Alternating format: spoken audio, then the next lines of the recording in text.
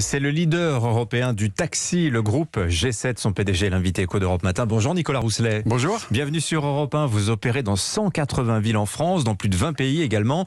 J'ai découvert d'ailleurs que les taxis de la Marne, c'était vous ? Oui, absolument. Enfin, vous n'étiez pas vous personnellement, mais... Non, je ne l'ai pas conduit, mais le taxi de la Marne, c'est suite à la création de la G7 en 1905. Vous voyez, la G7 a su s'adapter au fil des ans. Une vieille dame toujours à la page, puisque de l'effort de guerre à la bataille du climat, la mobilité est au cœur des enjeux. À chaque époque, on s'en rend compte. Alors d'abord, peut-être question d'ambiance. Comment vont les affaires, la clientèle affaires, la clientèle des hôtels? Tout ça, tout ce monde-là est-il revenu dans vos taxis, Nicolas Rousselet? La semaine dernière, c'est 111% de l'activité 2019. Ah oui, donc ça y est, la crise est effacée. Donc, en tout cas, les chauffeurs de taxi, parce qu'ils se sont adaptés, parce qu'on a mis en place des protocoles sanitaires renforcés, et la qualité de service qui s'est améliorée, fait qu'aujourd'hui, les clients sont là, les clients sont heureux. Les taxis eux-mêmes sont revenus. On a 87% de notre flotte de taxis qui, la semaine dernière, était à la recherche de clients dans Paris. Mais ils sont où les 13% restants alors? C'est les départs en retraite. C'est le mouvement naturel quand on a une flotte de 9000 taxis. C'est pas la grande démission, quoi. C'est ça le message. Non, pas du tout. Au contraire, on a vraiment beaucoup aidé les chauffeurs pendant les crises sanitaires successives, et ils sont là au moment de la reprise. Et les clients sont là aussi. Donc on ne peut que s'en féliciter. Une petite question aussi, on a beaucoup parlé de la cohabitation difficile, l'arrivée des VTC il y a quelques années. Ça y est, c'est digéré aujourd'hui, ça se passe bien avec vos concurrents?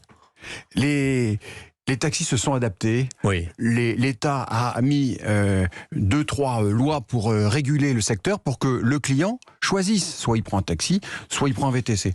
En général, aujourd'hui, on le voit dans nos chiffres, le taxi grandit de cette expérience. Bravo aux chauffeurs qui se sont adaptés. On a sorti une nouvelle application. C'est pas moins de 9 services différents qu'on propose aux clients. C'est la mobilité pour tous. C'est un taxi pour les personnes à mobilité réduite. C'est un taxi green. C'est un taxi pour les familles avec un porte-vélo aussi maintenant. C'est même le porte-vélo, tout à fait. La complémentarité entre le taxi et les mobilités douces, c'est l'avenir de la ville. C'est le taxi de demain. Un taxi toujours moins polluant, plus écologique. Vous avez vu qu'on a franchi la barre des 50% de notre flotte, donc 4500 véhicules qui sont maintenant hybrides.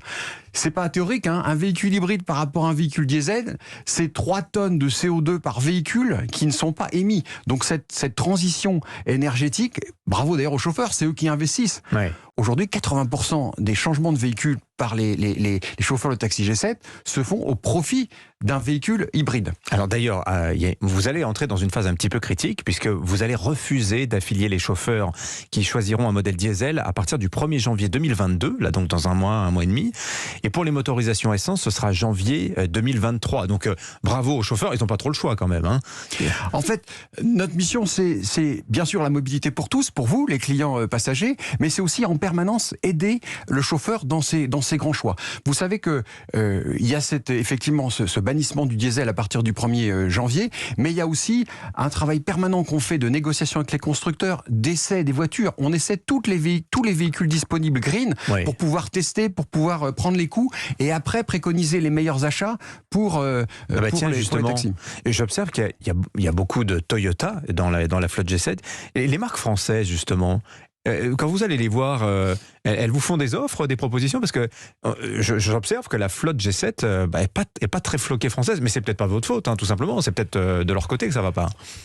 De manière générale... Avez-vous un message à leur envoyer ce matin, Nicolas Rousselet? Moi, j'ai un message plus global sur les constructeurs. C'est-à-dire que l'ensemble d'entre nous, on veut améliorer la qualité de l'air. Et pour ça, il faut des berlines qui soient à des prix raisonnables et qui soient de moins en moins polluantes. Donc, de moins en moins polluantes, c'est l'hybride, qui, à mon avis, est une transition inévitable. Et puis, c'est demain le véhicule électrique. Donc, de manière générale, c'est vrai que les chauffeurs de taxi, nous, on a peu de choix d'offres de véhicules de berlines confortables. Parce que vous souhaitez être confortable dans votre taxi G7. Vous voulez commander avec l'application, vous êtes dans une bulle de confort, vous êtes protégé, il y a du gel hydroalcoolique, c'est important aujourd'hui de le signaler. Hein, le protocole sanitaire qu'on a mis en place avec le Bureau Veritas est plus que jamais d'actualité.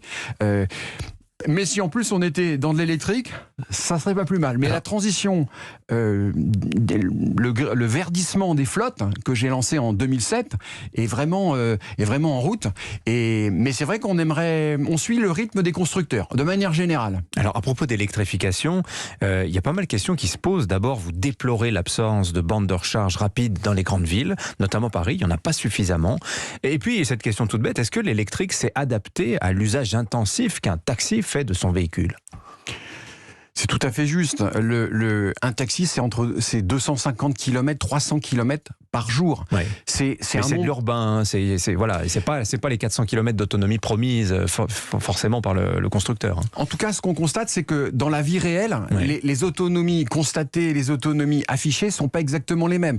Et le chauffeur de taxi, c'est pour ça qu'on se bat pour avoir des bornes de recharge rapide dédiées. Et là, ça pourra accélérer le verdissement des flottes. Un chauffeur de taxi, c'est 11 heures de travail par jour. Ah oui, donc il finit pas forcément la journée là. Oui, et puis il peut pas s'arrêter 2 heures pour recharger son véhicule. Donc là, il faut l'aider. En attendant, il s'équipe en véhicule hybride. 3 tonnes économisées par véhicule diesel remplacé par un hybride. Formidable. Mais ça, c'est le choix aussi aujourd'hui de tous les Français qui sont en attente par rapport à l'électrique. Attendons de voir ce qui va se passer. Peut-être que la bascule, c'est dans 4-5 ans, mais là, c'est vraiment à des échelles industrielles. Le prix de l'essence, est-ce que ça a un impact aujourd'hui sur le prix des courses, Nicolas Rousselet, quand vous voyez le samplon 98, le 95 et même le diesel aussi qui sont horriblement chers en ce moment? Le prix de l'essence est un élément important du compte de résultat, du compte d'exploitation du chauffeur. Encore une fois, vous, client, vous voulez une bonne qualité de service. Pour ça, il faut que le chauffeur de taxi, c'est normal. Mais il y a une indexation du prix de la course sur le prix des carburants ou pas? C'est une négociation annuelle avec l'État pour déterminer l'évolution du prix de la course. L'année dernière, bravo aux chauffeurs de taxi, par solidarité vis-à-vis de leurs clients, il y a eu 0 augmentation de tarifs. Et là, pour 2022 ? On discute, mais c'est vrai que le carburant, en 2 ans, a augmenté de manière importante, 5-6%. Les autres charges aussi ont augmenté. Vous savez que cette transition énergétique, elle a un coût pour le chauffeur de taxi. Et les véhicules non polluants, pour l'instant, sont plus chers que les véhicules thermiques. Donc là encore, on doit trouver des équilibres entre le donc client... Donc peut-être un peu d'inflation l'an prochain sur le prix des courses. Et en plus de l'inflation, vous avez raison. Oui. J'ai une dernière question. Le fléau des taxis clandestins, ça s'est amplifié. C'est la plaie des gares et des aéroports. Il y a cette affaire, par exemple, du boucher des taxis qui facturait près de 300 € le Roissy-Paris quand c'est normalement 58 €. C'est compliqué pour vous, ça, à gérer ?